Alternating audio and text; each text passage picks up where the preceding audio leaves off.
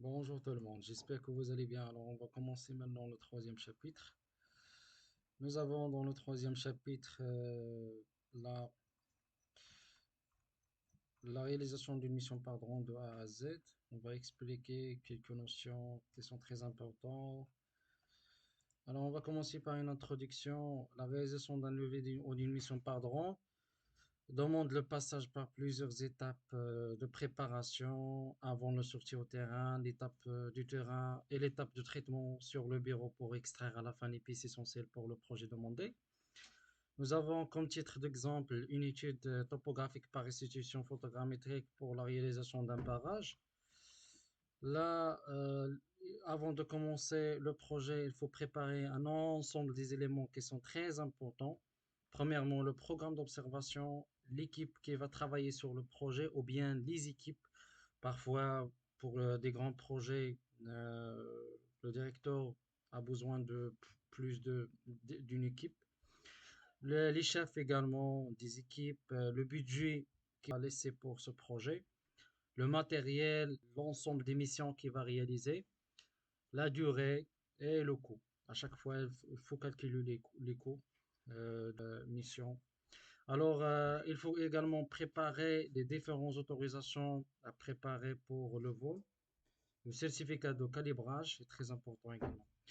La surface et la longueur de ce projet pour la surface, il est de 3000 hectares et pour la longueur, il est de 36 240 km. La partie du terrain levée chaque jour est environ de 308 hectares jusqu'à 683 hectares. Pour la longueur, elle est de 6816 jusqu'à 14 km. Alors là, pour la stéréo préparation, il faut avoir la limite de projet. Vous avez déjà le CPS avec les exigences. Il faut lire bien le CPS avant de commencer le projet. Vous avez les différents carreaux de votre projet. Il faut dessiner ça. Donc, les carreaux, ils sont dessinés en se basant sur les différents éléments là, programme, équipe, etc. Après ça, nous avons besoin de créer un ensemble de points là. Donc, on va procéder par densification et aux création de nouveaux points dans chaque carreau.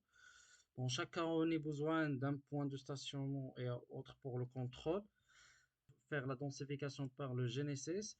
On a, comme vous savez, le mode de positionnement, le poste de traitement et le cinématique en temps réel. Nous avons pour le post-traitement le mode statique, le mode statique rapide, le mode stop and go. Et pour l'RTK, Real Time Kinematic ou bien le cinématique en temps réel, on peut utiliser tout ça. Donc, ce sont des modes. Donc, ça dépend votre projet, ça dépend la, la précision demandée à la fin. Donc, tout ça est très important. Alors, pour identifier les points sur le terrain, on peut utiliser donc des fichiers KML ou bien JPEX. Par exemple, pour Offline Maps, il nous permet un ensemble des outils. Ces outils, par exemple, le marquage de points avec ses coordonnées sur la map, prendre une photo pour chaque point, mais pour la mémoriser, donner la distance qui reste pour arriver à un objet ou une place, la recherche sur les points de rattachement, dessinées de forme géométrique sur la map. Donc tout ça pour faciliter l'accès aux différentes zones. Tu as besoin également de situer les points que vous allez mettre sur le terrain par la densification. Et on peut utiliser également Google Earth. Il nous permet également de faciliter la tâche ou Google Maps. Voilà, donc nous avons besoin également de faire un stationnement de 15 à 30 minutes dans chaque station si on va utiliser le mode statique. Convertir les formats de fichiers en format RENEX, différents marques donc, de GNSS. Il nous permet, donc les marques par exemple Leica, la marque Topcon, la marque de Tremble. Donc tout ça, ce sont des marques. Chaque marque nous donne une extension de fichiers. Par exemple, pour Topcon TPS, pour Spectra, par exemple, il nous donne G. Donc, ce sont des extensions qu'on va utiliser. Donc, on peut convertir ces fichiers, je m'excuse, ce fichier vers le format Linux. On a deux fichiers de base. On a le fichier navigateur et le fichier d'observation. Ces deux fichiers sont, donc le fichier d'observation, il enregistre les différentes observations et le fichier de navigation enregistre les informations concernant le satellite, sa position, son orbite, etc. Donc, c'est très important de savoir ça. Pour les logiciels de traitement, on peut utiliser TBC, Trimble Business Center. C'est un logiciel qui est payant. Euh, il nous facilite beaucoup le traitement. Genesis Solution, c'est un logiciel qui est open source. Chacun peut l'utiliser. Voilà. Donc, pour résumer un petit peu ce que j'ai dit là, on peut utiliser le mode statique si on a 3 points là. On peut créer 2 points. On a besoin seulement de deux, mais on peut ajouter d'autres points seulement pour le contrôle. Là, comme vous voyez, donc les 2 points là, ils vont être créés par le mode statique. On a besoin de stationner ces points de 15 à 30 minutes. Voilà. Sinon, on peut utiliser également le mode stop and go. On va rester dans chaque point quelques secondes. On va passer maintenant aux différents rapports que vous allez sortir. Nous avons le rapport de traitement du ligne de base. Si vous allez utiliser le poste de traitement stop and go, statique, statique rapide. Vous avez besoin également de la fermeture de boucle, de boucle fermée.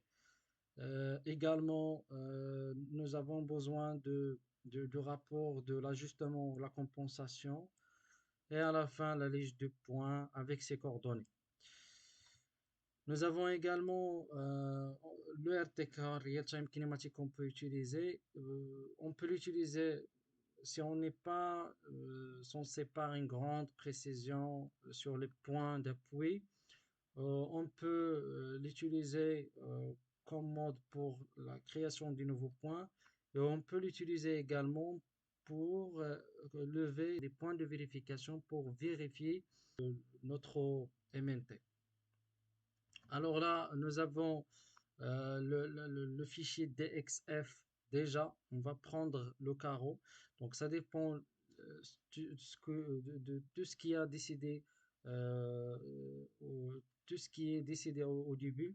Tu as besoin de stationner, par exemple, si tu as décidé de faire 2 missions chaque jour, donc vous allez prendre 2 carreaux et vous allez l'exporter en fichier KML ou KMZ.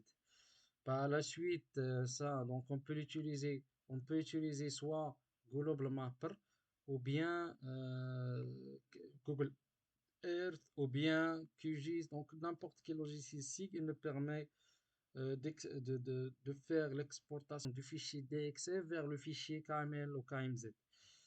Donc on va enregistrer ça et après on va utiliser la carte mémoire de notre radiocommande. Dans ce cas-là, pour le Phantom DJI 4TK, on peut utiliser la SD que vous voyez là pour transmettre les données vers la radiocommande.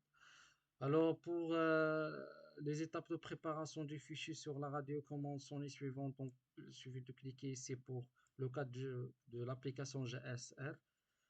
Là, nous avons la carte mémoire. Sur la carte mémoire, on va trouver notre projet. Voilà, comme vous voyez, donc c'est le carreau.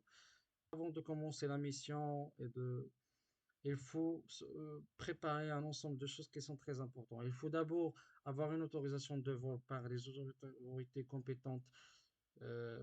C'est votre État l'exige. Il faut bien charger les batteries. Il faut prendre les chargeurs pour charger les batteries qui vont se vider. Il faut préparer le chapeau de protection contre le soleil et les chaussures, bien sûr. Il faut préparer les cibles. C'est un grand rectangle en général, donc c'est un rectangle qui est là, généralement de 40 50 centimes sur 50 centimes.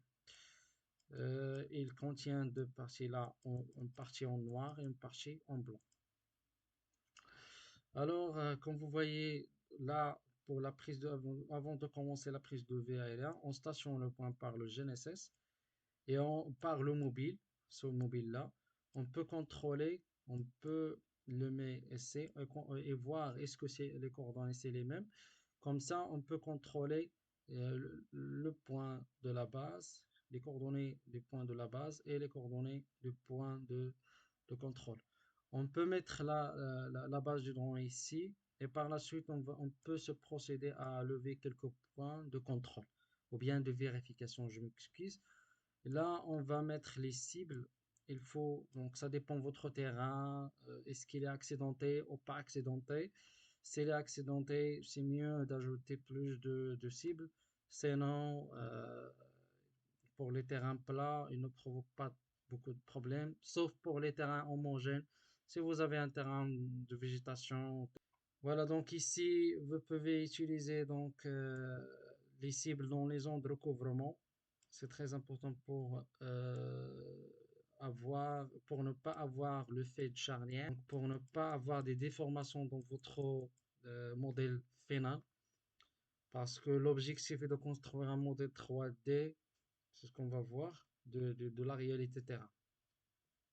Alors, par la suite, donc aussi, ce sont des images réelles qu'on peut, donc voilà le CEB, le GCP. Voilà, donc il faut allumer la radiocommande, la base du drone et le drone.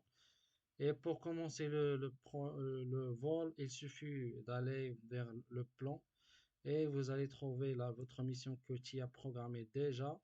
Là, on va donc entrer ou bien saisir les coordonnées de la base. On a besoin de convertir les coordonnées de notre système de vers le WGS80 parce que les drones ils utilisent le système de coordonnées WGS80. Et voilà, il suffit d'aller vers là-bas ici et vous allez trouver comment c'est, comme ça on peut glisser. Ou bien il suffit de cliquer ici sur Start. Voilà, il s'apparaît ici. Donc il suffit de glisser, comme ça la mission elle va commencer. Là, comment prendre les photos images, on va l'expliquer